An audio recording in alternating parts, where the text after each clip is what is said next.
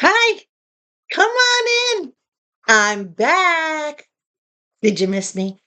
Yes, you did. I know you did. I heard you say you missed me. Thank you so much. My email was flooded this morning with birthday wishes. It was a wonderful thing to wake up to.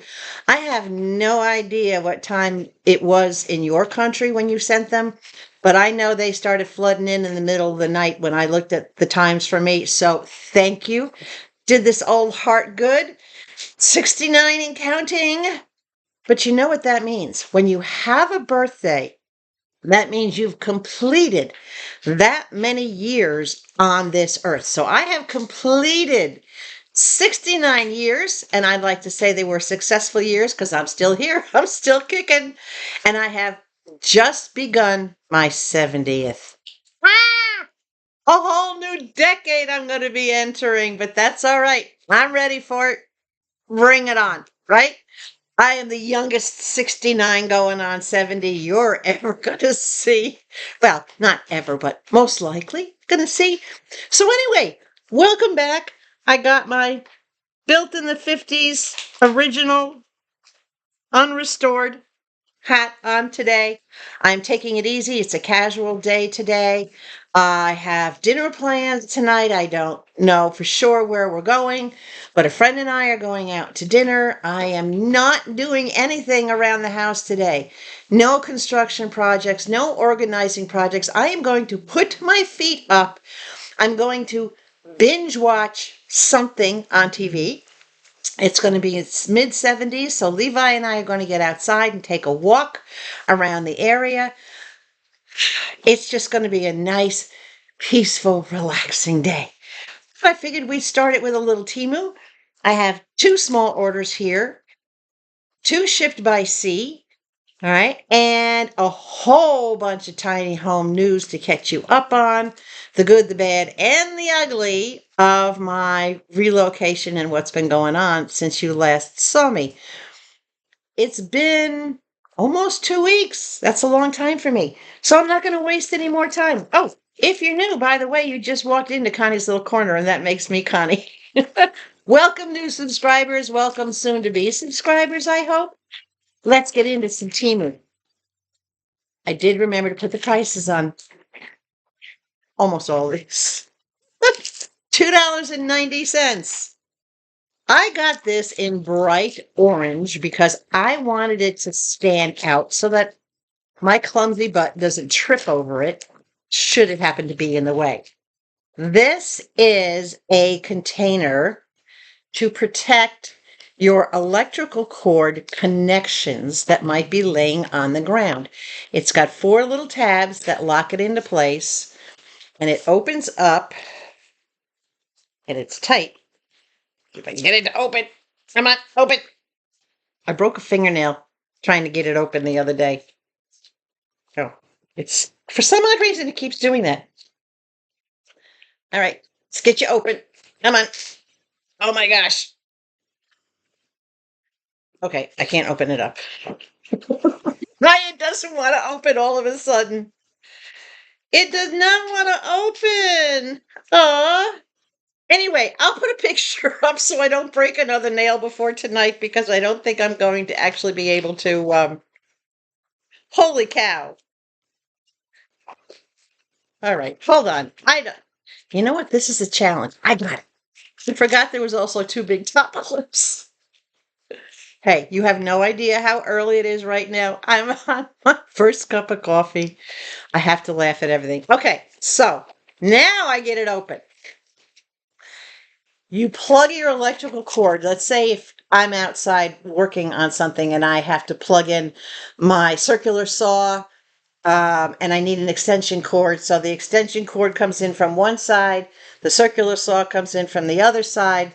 The cords lay down in these little grooves right here, and your connection sits in the middle.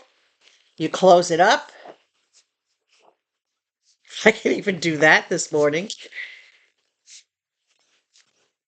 Two tight snap right here on top. Seal it in that way. And then there's snaps on each corner that close it in that way. It closes watertight and seals. And it does have a little hanger on it so that two reasons. If you're not using it, you can hang it. If you are using it and you want to hang it, maybe where your plug is coming from on the ceiling or something along those lines, you can also hang it up that way. So this is very cool, actually. These things close tight. I swear if I break another nail, I'm going to be ticked off. So that's what it looks like. It comes in orange. I think I saw it in orange and green are the two colors I saw it in. But I like that it has the 4 different safety closures on it. It is plastic, but it's a very sturdy plastic, and I don't know if you can hear these things click and close, but yeah. Anyway, enough of that thing. It's going to be one of those days, guys. All right. Oh, yeah. Where's the other one? Don't you love the way I talk to myself? Okay. $1.39. Now, I have 11-foot ceilings in here, and the pull chain on my ceilings was maybe 6 inches long. So the company that built my tiny home, they don't put the extension chain on. They leave that to the homeowner to decide what chain you want, what you want in the end of it, and you can do that yourself. You can reach it if you have a regular standard 6-foot ladder. You can reach it to do it. So for $1.39, I got a set of poles, and these poles are just basic black. I'll pull this one out. I already hooked up the one in the living room. That's why I keep looking up. So this is only about 12 inches, but it's just a basic black wooden dangle, whatever you want to call it, on the bottom of it. The chain itself, though, is also black, which is what I wanted. Now, obviously, putting a 12-inch pole on an 11-foot ceiling is not sufficient. So there was 2 of these for $1.39. But I also got 2 of these. And this was, what did I just do with the paper? Hold on. I don't know what I just did with it. Oh, $3.73 for a 2-pack.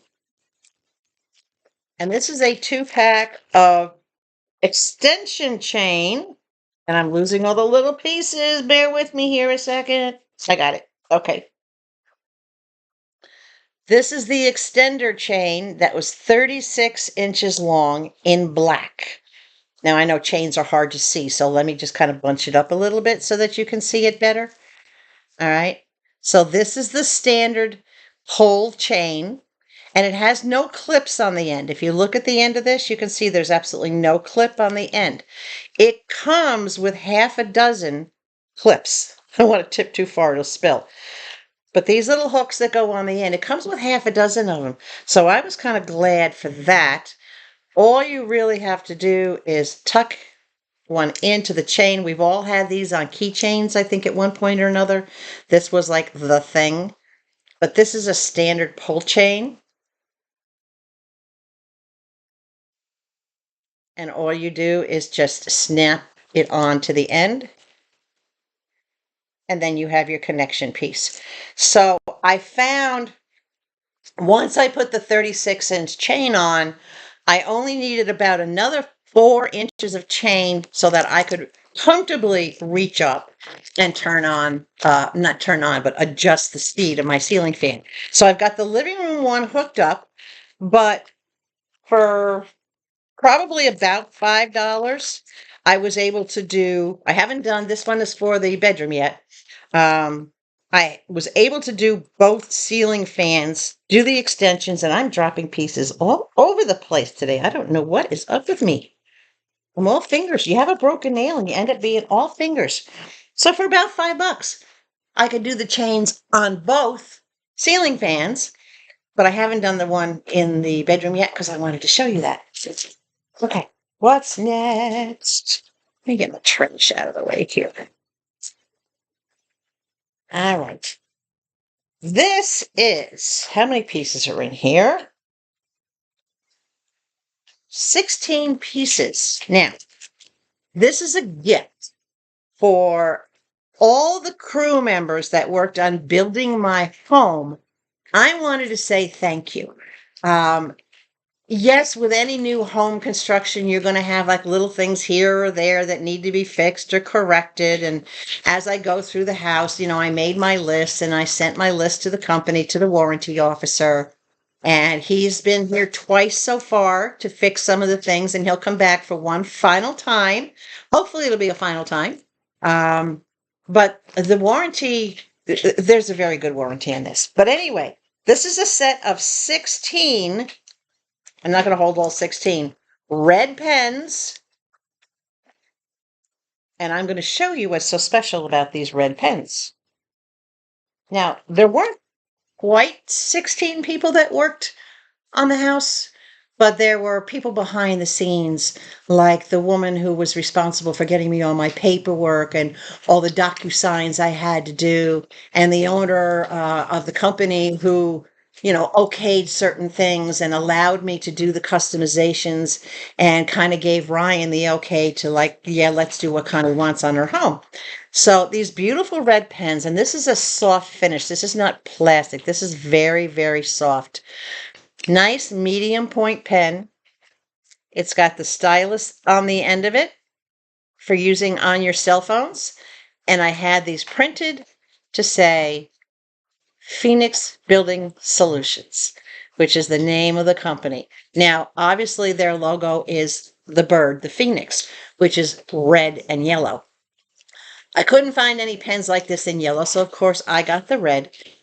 And now some of them are going to have company pens. And the good thing about these is that these are refillable. If you grab onto the bottom and you hold it, this is just a standard pen refill. It's nothing fancy. It's just a standard refill. So you don't ever have to dispose of these pens when they stop writing. You can go to, I don't know, Kinko's or any other place, Office Max, Office Depot, whatever you call it, and just get your refills. You never have to get rid of the pen. That's what I like about these from Temu. So Phoenix Building Solutions, love the way they're designed. Very nice looking with the extra silver on it, the clip, and of course the top. Yeah, that's kind of cool. So this is going to be going to the guys the next time that the warranty officer comes down to do the work. Finish the work here. I'm going to send it back with him and a nice little message or a nice little note. And I'm going to put him in charge of dispersing them to those that are deserving.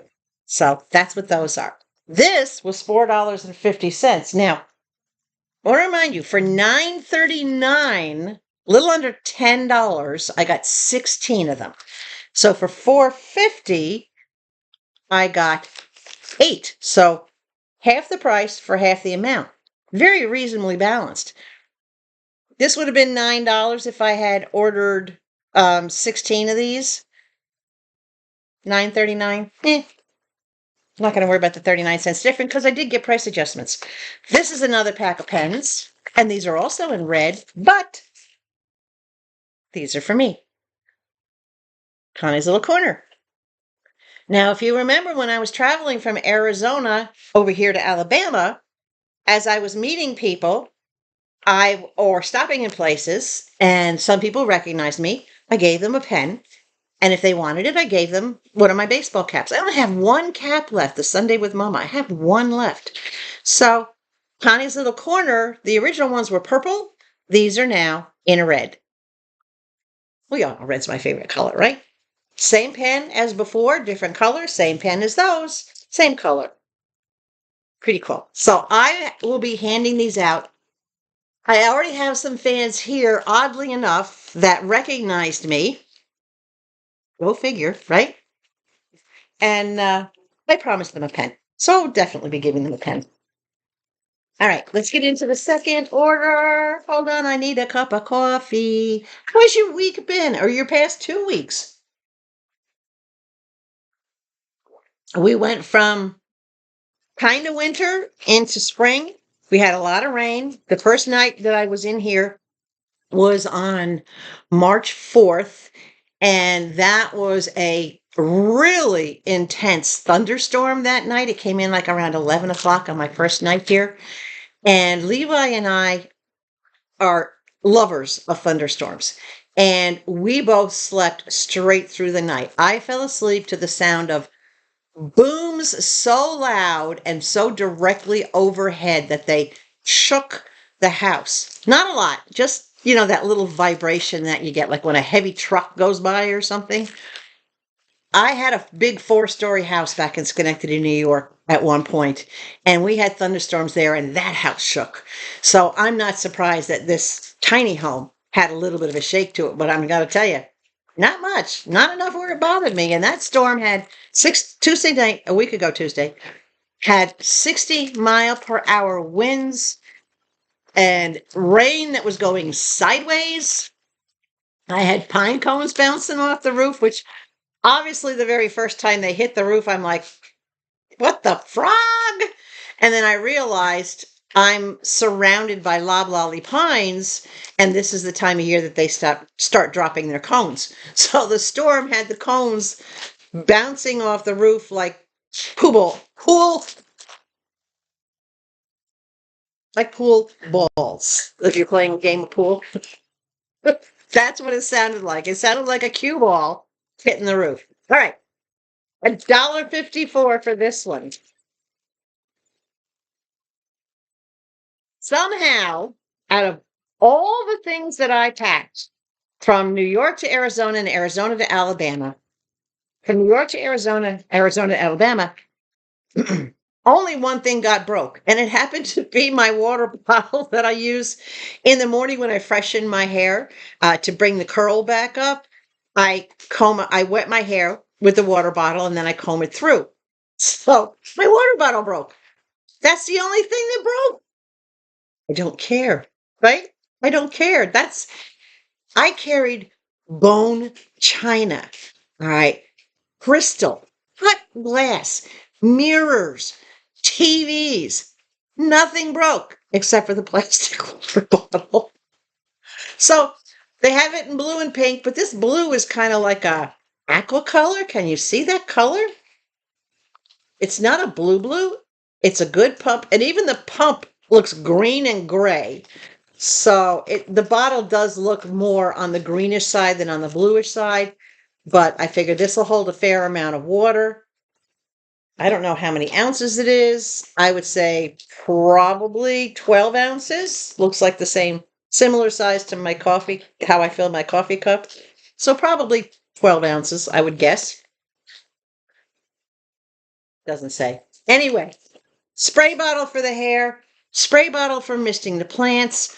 The only plants I have right now, live plants, are in the kitchen window in a mason jar, and they're living in water. They're English ivy and what they call wandering Jew. I don't know their fancy botanical names, but they will live 100% in water for their entire life. They never have to go in soil. So right now it's a beautiful cascade hanging in my kitchen window. And I think one of the pictures I'm going to show you later in this video will actually have them in the picture so you can get a look out of it. I've unpacked a little bit, not a lot. All right, $8.22. Now, this has a part 2. Where's the other part? Is that it? That's it. Okay. So this is a 2-piece project, possibly. $8.22. This is a curtain rod, but it is a steel industrial, I guess is what I'm looking for.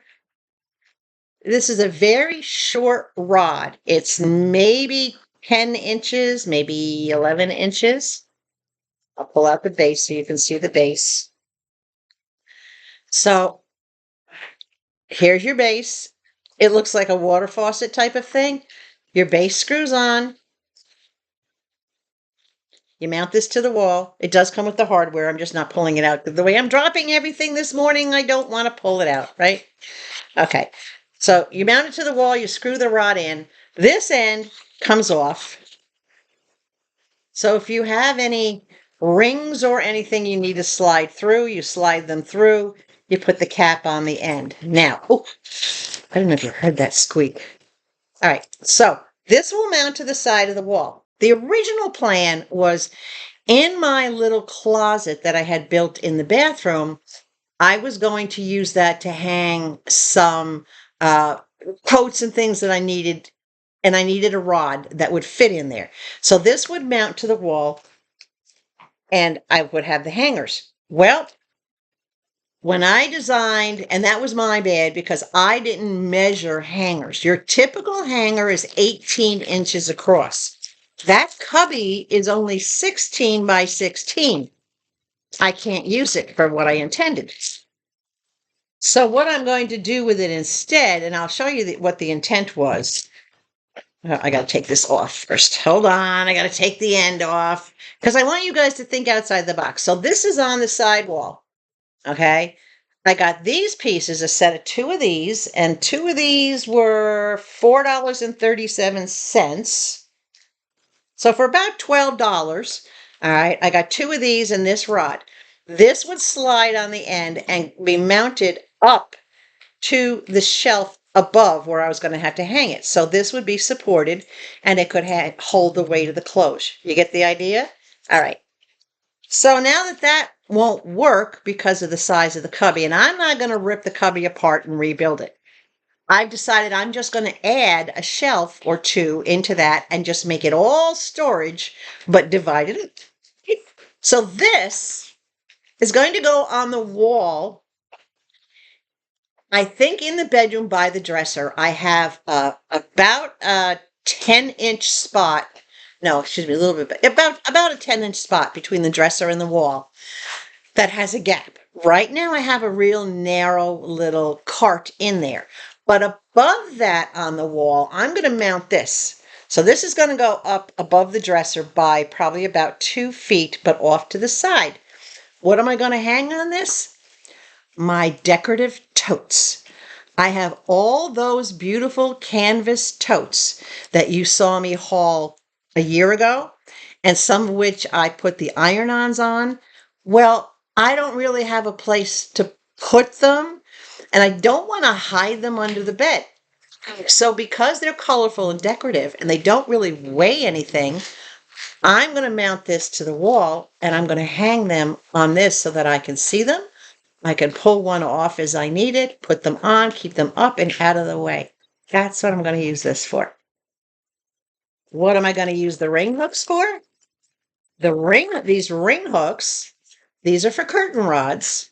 When I do put something either up here or in the bedroom or actually over the kitchen, because I will be putting something on the kitchen window, I'm going to use these, the two of them, one on either side of the kitchen window, to hold the valance that I'm going to put up. It'll get a rod a little bit longer than this, and these will hold that valance. Now, these are black metal. None of this stuff is plastic. This is all metal. The L-shaped brackets that I have to hold the shelf over the kitchen sink are this same kind of metal. They look like this.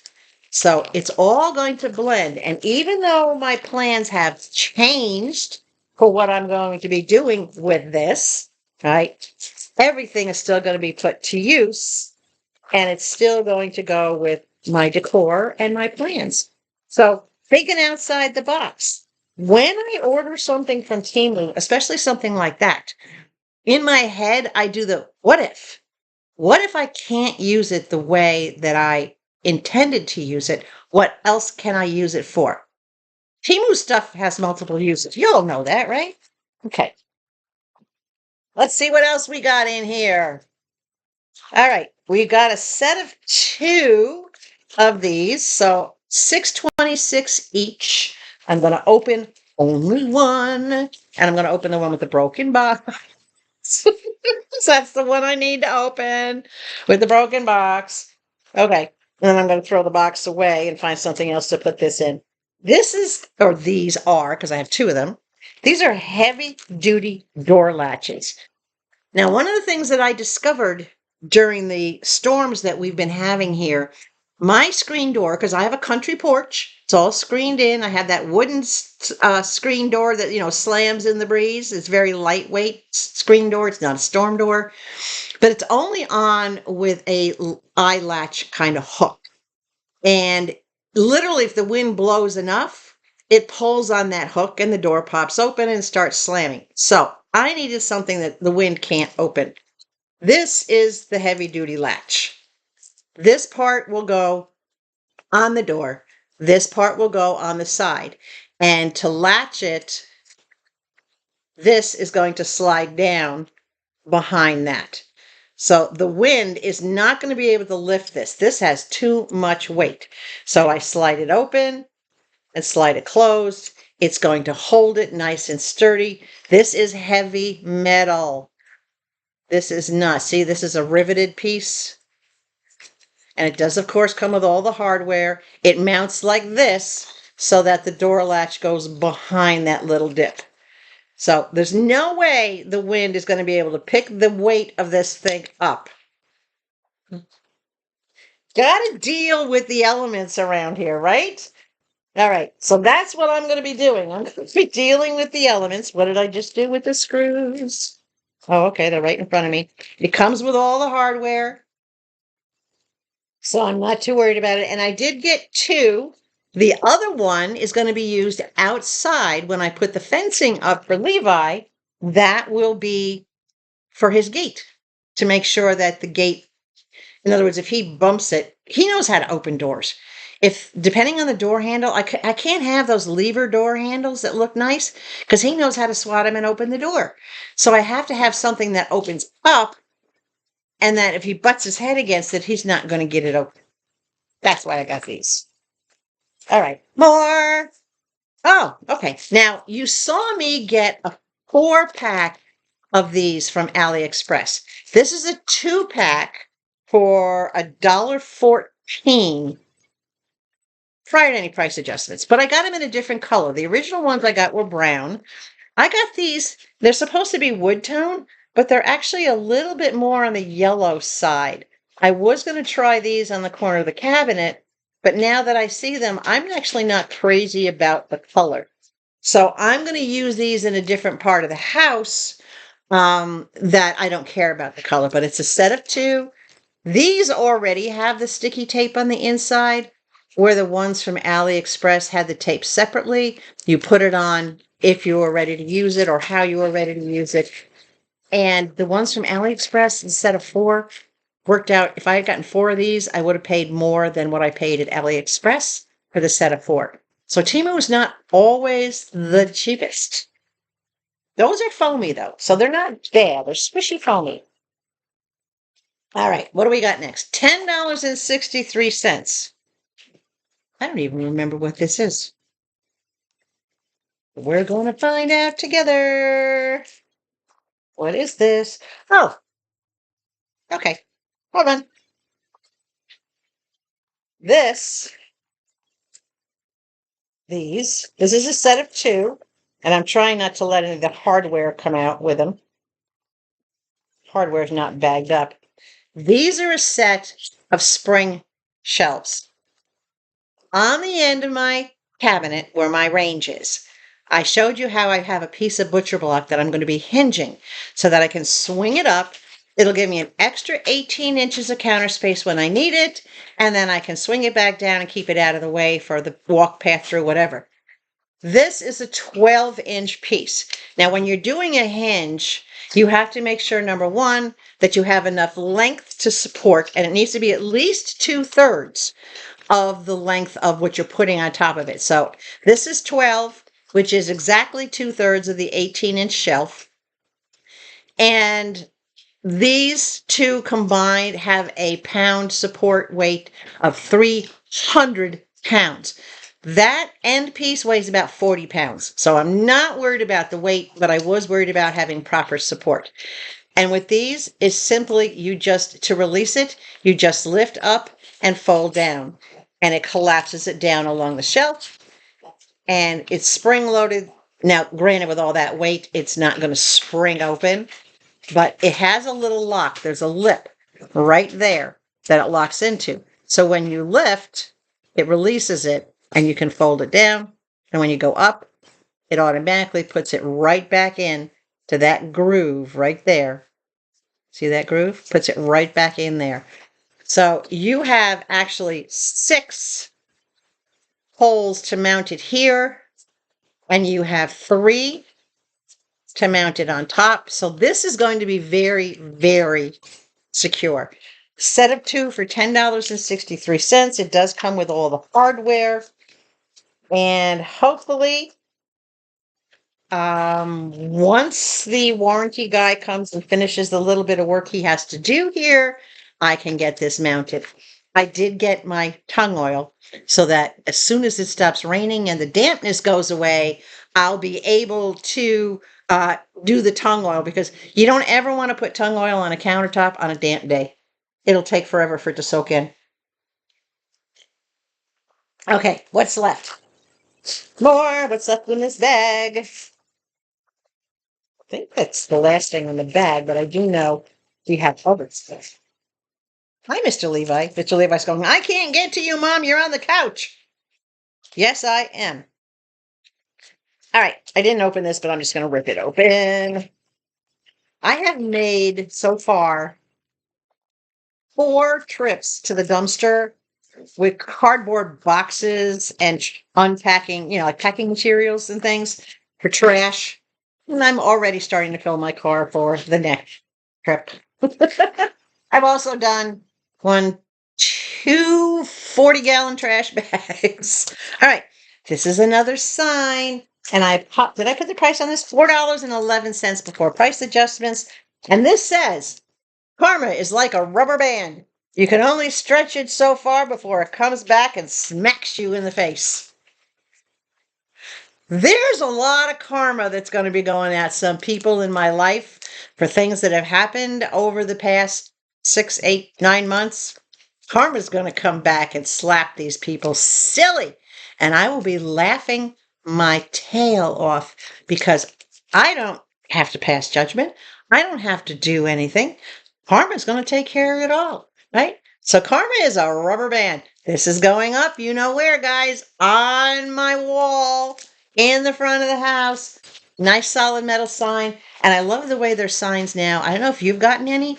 Let me know, because before they used to just ship the signs like this and they would all get dented, bent, creased, whatever.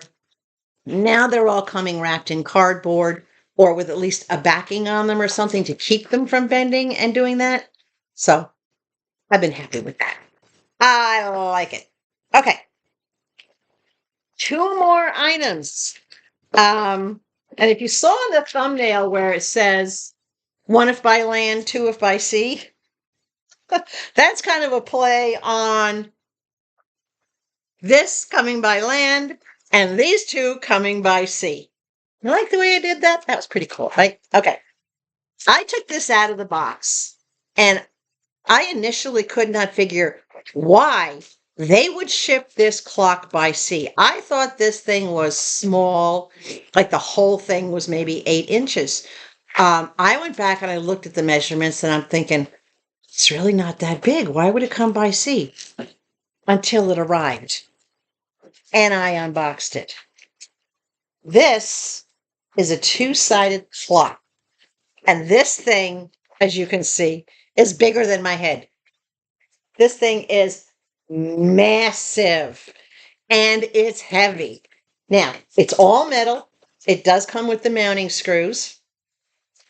It's a 2-sided clock, and on both sides it says Grand Central Terminal, New York.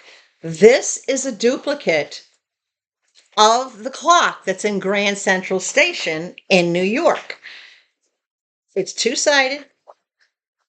How a 2-sided clock works, there's a latch on the side here that you open it up, and you basically have 2 separate clocks. You put 1 battery in each side, you set the time, you close it up, you latch it down, you have your 2-sided clock. Now, originally I was going to put this on the porch. I thought that it was going to be much smaller than what it is. I had no idea this thing would be so massive and so heavy. So I immediately knew where I was going to put it. And I talked to Anthony, who was the gentleman working on my house, and his dad came with him. And I talked to the two of them about it, and they agreed. I have an 11-foot wall that of the bathroom, and that wall breaks up the kitchen and the front space.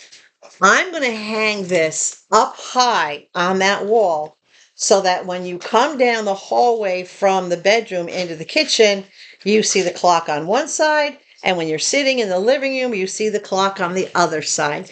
But it will be up at about the 8-foot level, so it will definitely bring some decor up to that height. It'll be above head height, but it'll be right where you can see it. I can't wait to put this up. I probably will put this up sometime in the next week or so because it's going to be mounted to the wood framing and not to the wall. So it's not going to be in the way of anything that I do with the walls when I start working on those in a couple of months or whatever. So I may get this up right away. It does come with all the hardware in here to attach it. So I'm like, all right, I'm thrilled. I'm excited. I couldn't be happier with this. This is just, yeah. Look at that. Isn't it amazing? And it's all, believe it or not, this is not black. This is oil rubbed bronze. Like all the other decor, and the majority of the decor that I have in the house is oil rubbed bronze. So it matches. This thing is heavy. I got to put it down, guys. It's seriously, I'm going to put it back in the bag to protect it from any scratches or whatever the case may be until it's time to mount it. But it's definitely worth it. I believe, did I tell you the price on it? I thought I had written the price down. I probably had the price. I'll find the price and I'll put the price up here for you so that you can see what the price of it was. Oh, wait, I wrote it down. $26.34. $26.34. That's all it cost. So for a little over $25, that is an amazing wall clock. And being a double wall clock, yeah, I'm thrilled with that. Okay, let's see where we're at. What's left? Garbage. Lots of garbage. Okay, one more thing left. And this I'm not going to take out of the box, but I will show it to you and I will put pictures up for you. This was, how much was this? Did I write it down? Oh, come on. $14.87. $14.87. The directions for assembly are on the back of the box. This is a 5-layer storage rack. This is going out in my shed so that I can eliminate having boxes and bins and use the storage space. Now, this particular one comes in different sizes. You can get 4-layer or 5-layer. I got the 5-layer. Right, there's a picture of the 4-layer. So with the 5-layer, I got it in black, and then it has a series of hooks on the top that you can put things on. So steel pipes in every layer. It doesn't take up a lot of space. It has, let's see, 300-pound maximum, which 300 pounds is plenty. Yeah.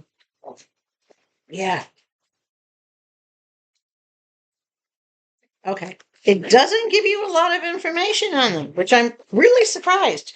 So I'm going to have to put a whole bunch of other pictures from the website up on this.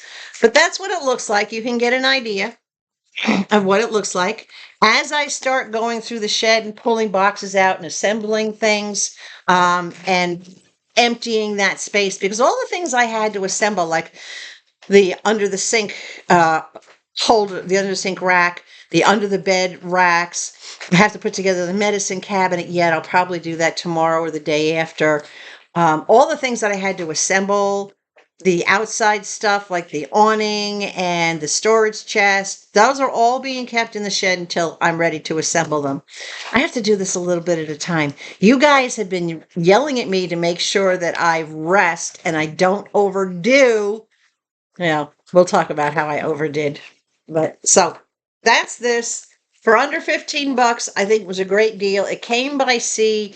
It did take almost 4 weeks to the day, and it arrived my last day in Montgomery. So fortunately, I didn't have to take that long trip all the way back to Montgomery just to retrieve this and the clock. I was able to get that on time. So that's the Timo haul. What do you think about those things, guys? A little bit different. I know there's some things you probably can use for your home. I don't know. Pull chains, a lot of people don't think that you have pull chains. You can even do the pull chains on lights. I have a beautiful Tiffany lamp over here that has boring basic pull chains.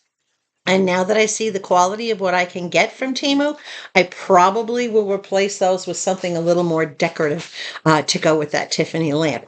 So anyway, what's going on just around the corner? I don't know whether to give you the good news or the bad news first. Okay, I'm going to give you the bad news first of what's been happening, because you know what?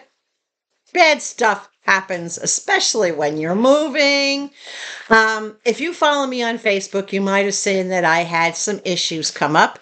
My brand new laundry machine, when I went to use it, the door wouldn't stay closed on it. It wouldn't latch. And I kept getting an error code. And when I looked closely, the door latch that's on the door itself was broken. It's supposed to have like a little loop on the end of it where the internal latch locks into and secures the door closed. That was broken off, so there was nothing for it to attach to. But it was trying to work, and as it was trying to work, of course, it was splashing some water out on the floor. Levi's the one who actually brought it to my attention because I was out in the kitchen. He came trotting out of he was laying on the little rug that I have in front of the machine. He came trotting out of the bedroom, in a hurry, and he had water on his leg. And I'm like, what were you doing, licking your leg? And I turned and looked and went, oops. So, of course, I shut the machine off, found what the problem was, and then I turned the machine on, I closed the door, and I held that door tightly closed with my hand, and I hit the drain button, and I drained it. So that worked to get it to drain, and then I had to pull all the clothes out, put them on hangers, hang them on the inside of the shower, and just let everything air dry. It hadn't even washed yet. So once they dried, I threw them in my hamper. So that was the first thing.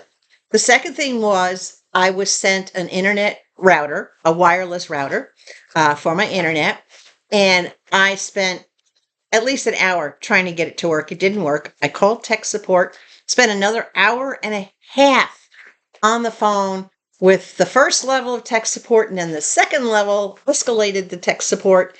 And they finally determined what I had said from the beginning, it's a faulty unit. But of course, they had to go through all their steps. So I'm going to tie this whole thing in with that. So they said, okay, we'll send you a new unit. When you get the new unit, you can send the old unit back. You have 30 days to send it back. I said, all right. So the new unit came day before yesterday. The new unit came on Monday. So I immediately knew what to do already from the old one, pulled it out, plugged it in. Didn't want to go the first time, and I'm like, oh no. And then I unplugged it, tried again, and it worked. I have the most bars you can get on this. I have 3 bars, perfect signal, no problem, no interruptions. You might actually see that other than it being bright in here, and I can't help that with Mother Nature. And there are shears on the window, by the way. There is stuff covering the window. So it'd be even brighter if there wasn't. But I have perfect reception in every room of the house. And I have great Wi-Fi. I have 4 to 5 bars on my phone when I'm outside the house. So that is working really good. I'm really happy with that. So then yesterday I said, okay, they had told me when I called them about returning it, I said, where do I return it? How do I do this? I was specifically told, here's the address of the local store, put it in the original box with the original paperwork, and take it to this store and just tell them that you're returning your internet box. And they gave me the address, they gave me the phone number, they even gave me the hours of the store. I'm like, great, no problem. And I said, what do I do? He says, you just literally drop it off, he says, and you're done. So It's about a 10-mile drive just to get to this store. Because remember, I'm rural. I live out in the middle of nowhere. Well, I live between somewhere and nowhere. So I'm in between. Um, so I drive down to this store and I walk in with the box, and the gentleman takes the box from me and he says, "What can I do for you?" And I said, "Well, I was told to bring this here to return this." And he says, "Okay, what is it?" And I told him, and he goes, all of a sudden he stopped and he says, "Well, we don't take those here." And we were having a casual conversation, a very polite conversation. And I said, "Well, this is where I was told." I showed him the paper. "This is the address I was given. This is where I was told. This is the person I spoke to. They told me to just bring it here, drop it off, and that you would be able to ship it back." And he's like, "No, we don't do that." I said, "Well, what do we do?" And all of a sudden, he flipped. He's like, "I told you we don't do that. We don't take it here. You need to take it back. You need to call this back." I mean, he totally went postal for no reason. And I'm thinking, what the frick, dude? Right? And I said to him, I stayed calm. You'd be proud of me, guys. I said to him, I put my hands like this. I said, "Look, this is where I was told to take it. I'm doing what I was told, right? This is the information I was given." And I kept my hands like this, and I turned around and I started to walk out of the building. He grabs the box, rushes past me out the door, goes to my car. And in case you guys don't recognize that, that's harassment. All right. No one is allowed to follow you in an aggressive manner, all right, or in an assertive manner that makes you feel uncomfortable or is unwarranted. He grabs that box, rushes right past me, goes to my car, and puts it down in front of my driver's side door. And I said to him, I said, "Step away from my car. What are you doing?" He says, "I told you we can't take this. Why are you being such a stupid biatch?" And I just stopped for a second. I reached down, I picked up the box, I started to walk back in with it. He says, "I told you we don't take that, bitch." And he just kept going. He goes, "Why are you being so stupid? You're the dumbest." And he's going off on me. And I'm like, "Excuse me?" And I walk in the building. I said, "How dare you talk to me like that?" And the minute he's inside the building where his manager is standing, he's like, "I never said anything to you." He automatically goes into this timid little passive mode. What a freaking liar. And then he stands there and I confront, I didn't get loud, but I got firm. I said, "How dare you stand there and lie?" I said, "Outside what you said to me, now because you're inside and there's a witness and there's cameras, you're going to turn into this lying little piece of," and I stopped right there. I didn't even put a word on the end of the sentence. Right? I said, "I never said anything to you, ma'am." And I grabbed my phone and I called my little speaker button. I hit my speaker button and I went 911. And he automatically freaks. He goes, "There's nothing for you to call 911 for." I said, "Yes, there is. You slandered me. You harassed me. You chased me down to my car. You went to my vehicle without my permission." I said, "That's harassment and slander." And he automatically freaked and he went running to the back room. So, needless to say, I filed a police report. And you want to hear the funniest part about all this? And this is the ironic part. This is how people are sick minded. All right. When the police and I are having a fine conversation, everything's cool, calm, relaxed. Levi's in the car, and I wished I had him with me because I was having a major panic attack over all this. The manager comes out to me and he says, "You're banned from ever coming to this store." And I looked at him, I'm like, "I'm banned?" I said, "I didn't do anything. Why am I banned?" He says, "You're banned because you're pressing charges against an employee because he wouldn't take your box." And I said, "No, I'm not. That's not what the charges are for. The charges are for his slander and his harassment. It has nothing to do with the box." I said, "And to begin with, I'm not your customer. And if I wasn't directed to come here to this store, I would not have been here in the first place. So you don't have to worry about that." And I'm thinking to myself, how sick and twisted is this that a company would ban somebody who's not making trouble, who's the one who's been victimized, gets banned from the store, but their employee gets nothing? So tomorrow I'm going to go pick up the police report and I'm sending it to the HR department and the customer service department. I'm going to send it to whoever I can send it to. I may even send it to the media as well so that they know what's going on at this particular store. Because if this guy did this to me, what's he doing to other people? Right? So that's part of it. That's another bad news thing, but I refuse to let that get me down or get to me. I did what I had to do. I stood up for myself, and I'm going to try to make things right. If I need to take it a little further and press charges, then I will press charges. I have up to a year to do that. But we'll see what happens when it gets in the hands of HR and or whomever else gets it. Now, the next thing that happened was I went to take a hot shower. My first not here, and I had no hot water. But I had hot water in the kitchen. I'm like, okay, so the valve is on. There should be hot water.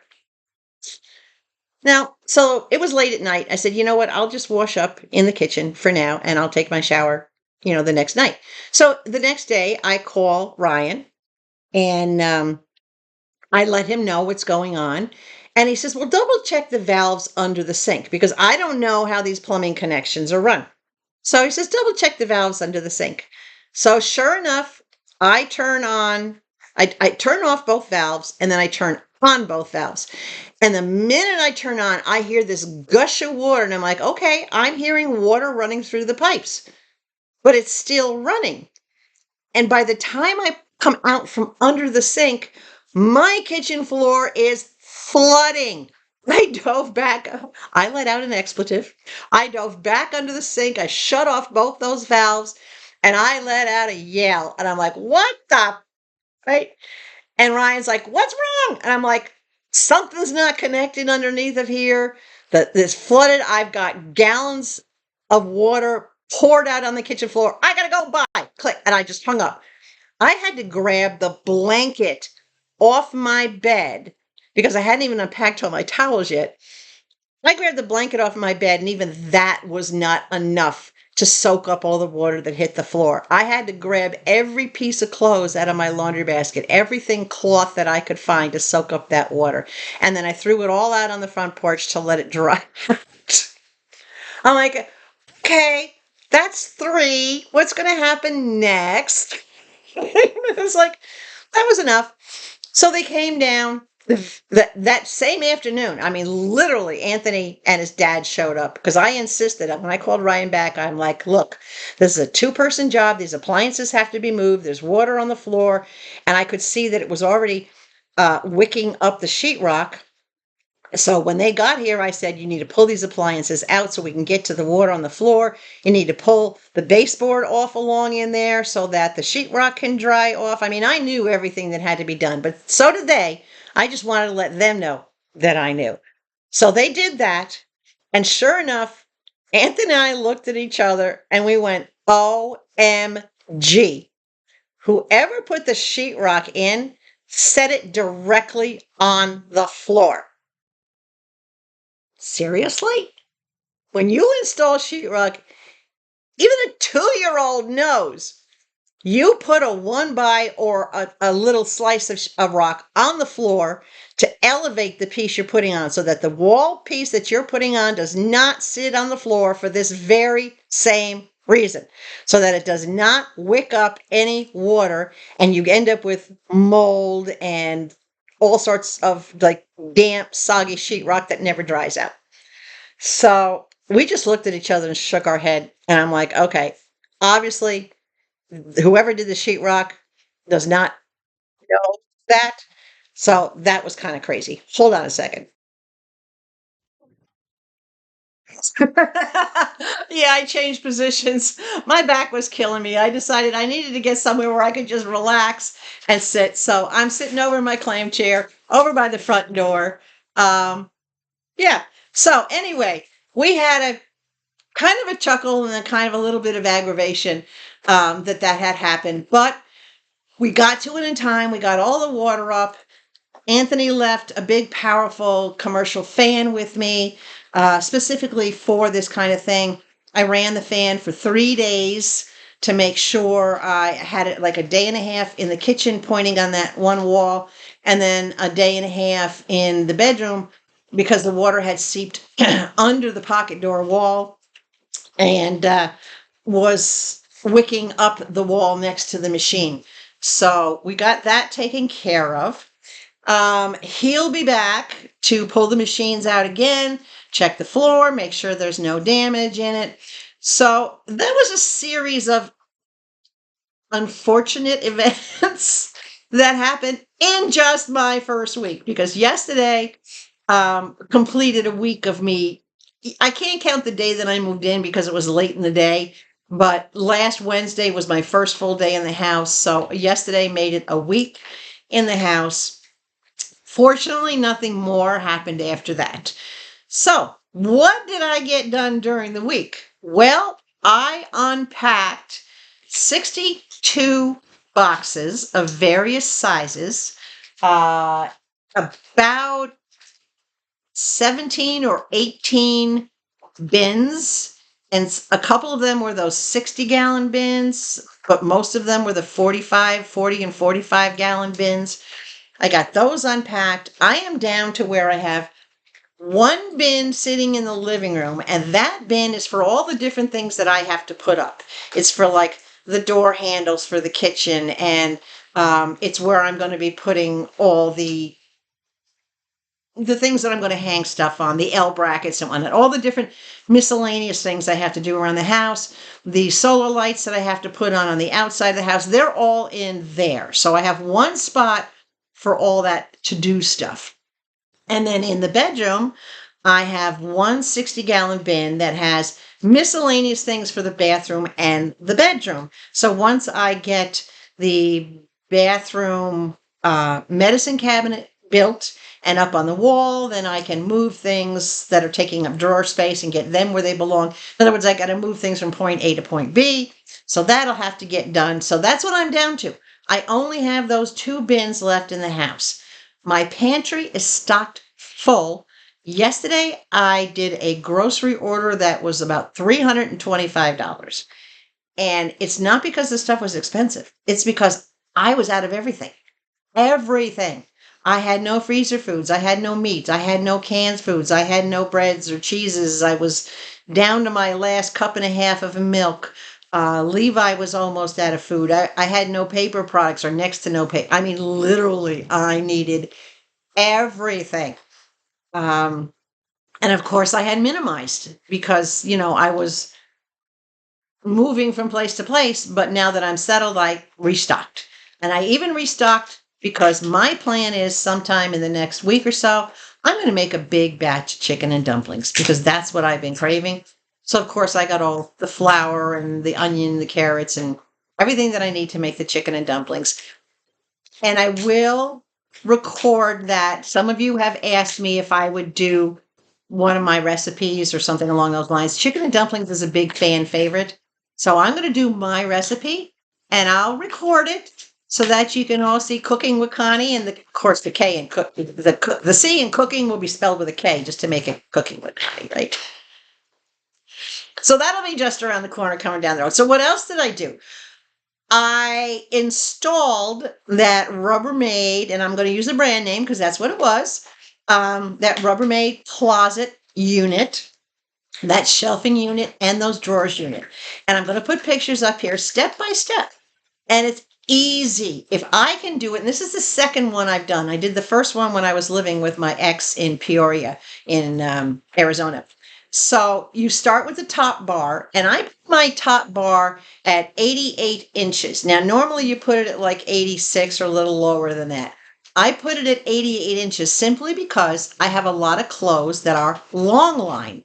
So I need more distance to make sure they're not dragging on the floor or they're not laying on the shelf below it. So you'll see the picture. I put up the first, the hanging bar, the main bar, right? And then I put what I call the down rods, where you're going to attach your shelves and whatnot too. So I put those up. Then, because everything was based on the placement of the drawer unit, I then put in the drawer unit. After the drawer unit was in, then I put in the shelves, the top shelf. I cut the second shelf, put on the hanging rods, right? You see what you can do. And to cut the hanging rods and the shelves, you just need a hacksaw and a little bit of elbow grease. It actually does go pretty quick. Didn't take but 5 or 10 minutes to make all the cuts that I had to make. And then I did the main side, which was on the right.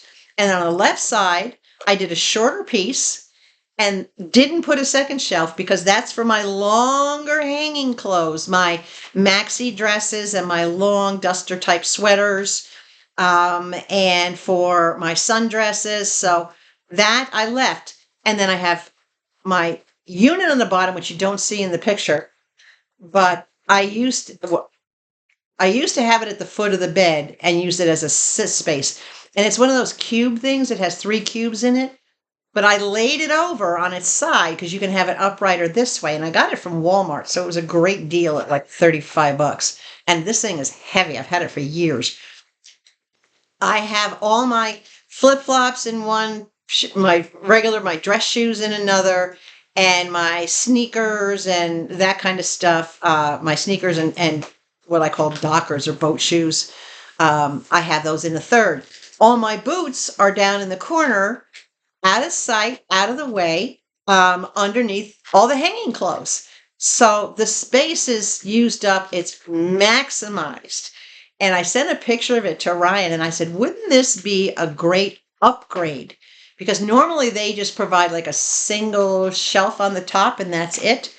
I said, wouldn't this system be a great upgrade to offer your purchasers? And he's like, wow, that's a lot of space. That's what you need to do in a tiny home or in any home. You need to maximize the amount of space you have. And you do that by adding units like this. So my dresser drawers now can be used for some other things that I didn't have a lot of storage space for. My nightstand drawers, 2 out of 3 drawers are empty, which is amazing to have anything empty in a tiny home. So after I got that done, then I built the bathroom bench, the shower bench. This thing went easy together, so easy. You literally screw on 3 of the legs and you can't mess it up. It comes with clear directions. You screw on 3 of the legs, you slide that little bottom shelf into place, and then you tuck on the 4th leg to hold it in there. You screw it on, you're done. That's all there is to it. This thing goes together so easy. It's only got 6 pieces, the top, the shelf, and the 4 legs. It literally took me less than 5 minutes to put it all together.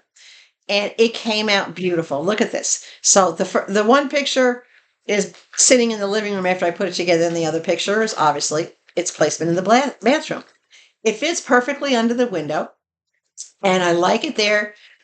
If I need to, when I'm ready to use the shower, if I don't need it in the shower, I just slide it to the side of the toilet. It fits. I just slide it out of the way so that I can swing the shower door open.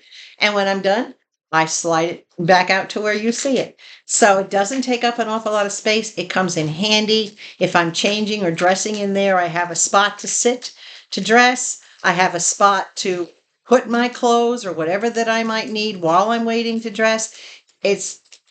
Yeah, I love it. It's beautiful. It's absolutely beautiful. All right, then I put together the under the sink pull-out system. This took a little longer only because I had to look at the parts and look at the parts and look at the sink and figure out, did I want it to be on the left side or the right side of the sink? Because it's reversible. And it all depends on how you assemble it as to where it will go. So I laid the parts out one way, and then I said, oops, that's not right, because I want it to be on the left-hand side. So after I took 5 minutes to figure it out, it only took another 5 or 6 minutes to put it together. You can see the process here in these pictures. It's now fully loaded, and I can pull the drawers out. If you look in the picture, you'll also see I put the stuff on the inside of the door, one to hold the towel, to hold the trash bags dispenser. And of course, I had to put that dispenser when I close the door to make sure that it doesn't interfere with that shelf unit. And that's something that you always have to keep in mind when you're putting anything on your doors. what's it going to bump up against when you close that door? So I had to have my hand on the inside as to where it had to come up and close the door, and then use this hand to open the door. And I was like, okay, that's where I need to put it. So that worked out perfectly. And then on the other side, obviously I still have my Temu shelf and my little Temu rolling thing underneath it. And I put one of the little white storage containers there, and for now I put my handy wipe type towels in that, but I know I will put other stuff in there as I unpack and figure out what needs to go there. But nicely organized, easy to find everything. When you pull it out, the unit does not tip. It's got suction cups that hold it down, but because you're only pulling one of those drawers out at a time, the weight or the position of the other drawer kind of holds everything down. So I'm really happy with that, because I was worried about it tipping, but nope, not tipping, working good. All right, what else did I put together? I put together 2 out of the 4 under bed storage units. Now, one I put together, and I'll put the pictures up, it just has the bars on the side of it and on the bottom. And then it's got this just like freestanding liner that goes into it with the cover. Well, that worked nice. I'm okay with it. It 3/4 of the way fits under the bed, but I have a center bar that goes underneath my bed, and it's hitting that center bar because there's a leg in that center. It's hitting that center bar. So I have to wait to put that one all the way under the bed until I get the bed risers, the lifts that I've ordered. They'll be in my next Temu order. I've ordered those because I have to get my bed up by about 3 to 4 inches. And not just for that stuff, but because the height of the bed is a little too low for me. I like a bed that I can just back up to and sit down on. So I got to get the bed up a little bit. Now, the other one I put together, and here's the other one, I call that the cage one, because it does look like a wire cage all the way around. That one went together easily. I love the way that everything sits and fits, and it's a little bit lower. It goes all the way under the bed. I didn't realize it was going to do that. I put it at the end of the bed, and I just gave it a push, and it rolled all the way to the headboard of the bed, or the head of the bed. No, there's no board, but it rolled all the way up. I'm like, oh crap. So I had to get my grabber stick and reach in and pull it, because I was not going to lift the mattress to get to it. So I just reached in and pulled it out and kept it towards the end of the bed. I'm like, all right, that one went under nicely. So if you're looking for a little lower one, I tell everybody now, measure under your bed, and not from the mattress under the bed, from the frame to the floor. And if you have any kind of a center frame, make sure that you measure that before you order anything. But if it's a little too low, a couple of you commented and emailed me that they were just a smidge too high to fit under the bed. Get yourself some little cup risers. You can get one that are 1 inch thick or all the way up to like 6 inches. Get yourself some bed risers to put underneath. Bring your bed up that little bit. You won't notice it, and it's perfectly safe. It's not, the legs are not going to pop out. The weight of the bed holds everything together. Put the bed risers there, and then you can fit all sorts of stuff under your bed. Making use of your space, guys. Whether you're in a tiny home or a regular home, you've got vertical wall space that you can put shelves and racks and everything else on. You've got under cabinet, in cabinet space that you can add shelving units to. Make use of under the bed. In my living room, I have, and you've all seen in previous videos, I have my red futon, which looks like a couch. It's about a 5.5 foot couch. It's not real big. So in my living space, I have that. And on one end coming out from it, I have Levi's bed. Well, the good thing about it is I put that up on risers to get it up higher off the floor, because a futon typically is only about 6 inches off the floor. I put 6-inch risers underneath it to get it up to the size of a regular chair height. When I did that, Levi's bed, when someone walks in here, all I have to do is take his bed, pivot it, push it, and it slides all the way in underneath the futon and disappears. So it gives plenty of walking space Plenty of clearance. It's not sticking out underneath it because it's a couple of inches narrower than the depth of the sofa. So it completely hides under there. So that's another thing for you to consider. Is there a place that you can hide things under your furniture? And it can be tastefully done now with all the different kinds of boxes and things that come along. So let me think what else I did. I unpacked my TVs once I had cable. Once I had my, not cable, once I had the Wi-Fi, the internet, I got the TVs unpacked, especially the one in the living room. I got a little bit of decor unpacked. I've got every piece of furniture that I wanted to put in here is in here, and it fits with room to spare. I have plenty of storage. I have a cabinet in the living room that is 2/3 empty. I have another cabinet in the living room that the computer's sitting on right now that is also 2/3 empty. My desk is full because all the stuff that came out of it went right back into it. My filing cabinet is full. Again, I just put the stuff right back into that again.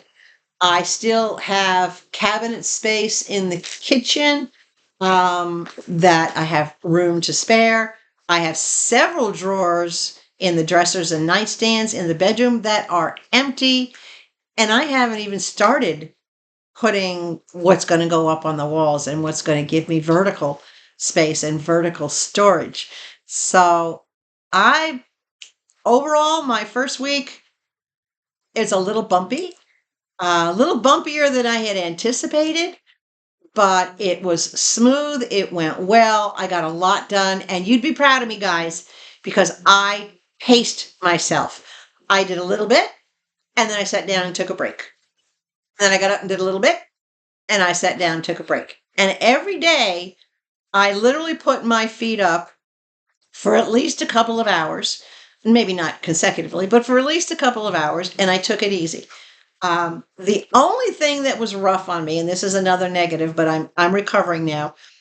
I haven't had to climb stairs in 5 years, not since I left New York. My house in New York, my office was on the second floor. So I was going up and down the stairs constantly. Levi and I have not had to climb stairs in 5 years. So there's only 4 stairs coming in and out of the house here. The front 4 it's not a big step. The back 4 has a couple of big steps from the first step down and the very bottom step. But that's only because the grading at the back of the house on the site has not been done yet. Once that's done, that step will be okay. But all that up and down, going in and out on moving day and days after with the boxes and up and down and up and down and up and down. And then, of course, unpacking, bending and squatting and whatnot. I totally jacked up one of my knees. It swelled up to the size of my thigh. I was in unbelievable amount of pain, living on Aleve and hot pads and ice packs 2-3 days and still trying to push through and get unpacking done. But I did wrap it. I kept it elevated. I gave it support, and now it's fine. For the past day and a half, I've been able to go up and down the stairs without too much discomfort. I kind of go down sideways, one step at a time. I can't go step after step just yet. I'm a little leery that knee is going to buckle because I can still feel those twinges.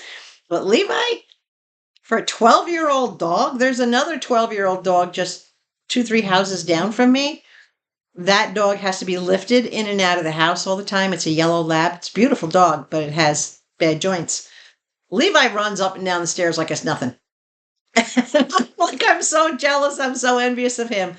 But he's like, no problem, Mom, I got this. And he'll go up. I have to slow him down because he'll either pull me up the stairs or pull me down the stairs. And I have to hold his leash and hold him back and say, wait for the old lady.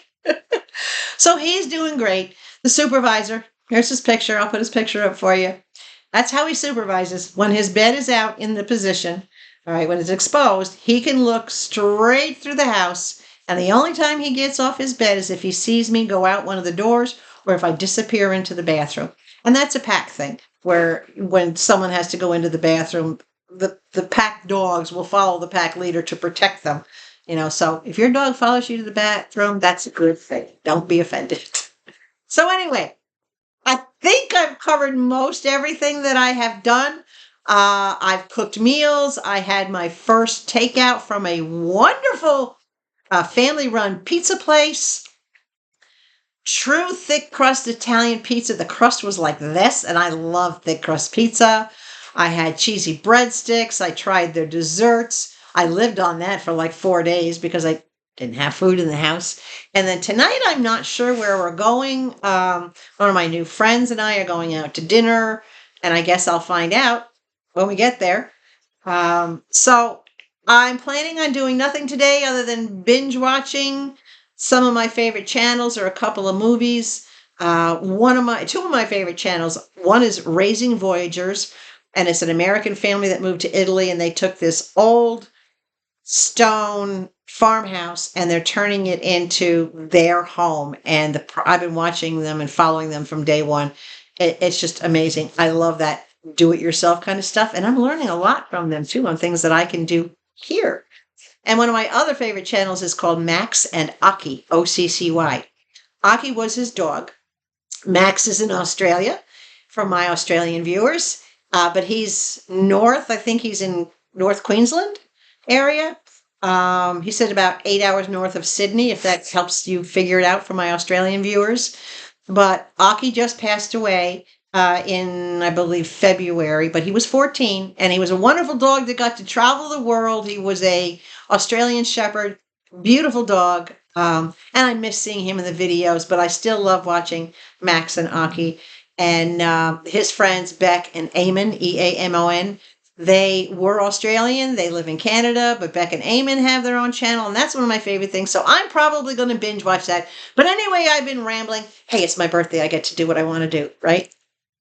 So any of you other fellow Pisces out there that have recently had a birthday or are going to have a birthday, happy birthday from me to you. Thank you all for watching. Please give me a big thumbs up.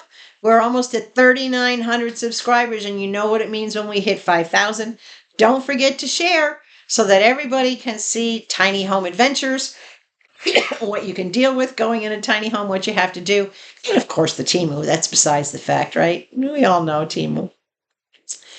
And if you're not yet subscribed to my channel, please consider doing so. It would be great to be able to hit that 5,000 mark and get that goodie box out to all of you guys. So remember, stay hydrated. Above all else, please stay sweet. Don't be going postal on people. Stay sweet. It's not hard to be kind, right? And it's a lot easier on the soul and the heart when you are. And I will catch you soon. I have an AliExpress order coming with all nail gel stuff. Ladies, you're going to love this because you're going to get a live demonstration of doing gel nails. So AliExpress is on the way. More Temu to follow. I don't know when, but I'll be back when I have it. Love you guys. Bye.